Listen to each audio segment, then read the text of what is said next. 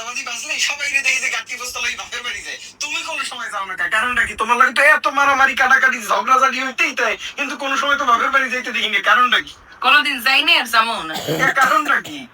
কারণ রয়েছে যে আপনার লাগে আমার লাগে রাগারাগি হওয়ার পর আমি যদি আমার বাপের বাড়ি একটা যাই, আপনি রাত্রে 1টা 2টা পর্যন্ত বন্ধুগুলো আড্ডা টাড্ডা দিয়ে হ্যাঁ পর আপনি বাসায় আইবেন, কারণ আপনার তো কেউ ডাকলো আর নাই। আমি বাপের বাড়ি থাকবো, এই সুযোগে আপনি বন্ধুগুলো ট্যুর দিতে অন্যান্য বিভিন্ন জায়গায় চলে যাবেন, একটা পুরো সিল মোডে থাকবেন। আমি তো এটা হইতে দিব না, আমি হাইতে যাই না। আমি বাপের বাড়ি থাকবো, সেই সুযোগে আপনি অনলাইনে বিভিন্ন ধরনের ভালো ভালো খাবার অর্ডার করে নিজে তো খাইবেন বন্ধুকে বাসায় লইয়েই আপনি মোজ মস্তি করবেন, পার্টি করবেন।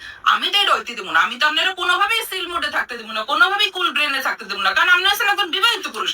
আমি আপনার এখানে থাকতে আপনারা নির্যাতন করবো, টর্চার করবো, আপনার লাগে আমার লাগছে ঝগড়াঝাটি হয়েছে, হেই আর আমি উসুল করবো। আমি বাপের বাড়ি যাই না মানুষ না ভাই, আমি এর আগেও যাইনি, এখনো যাইনি। আল্লাহ আমার যতদিন বাঁচাই রাখবে আমি কোনোদিন যাবো না।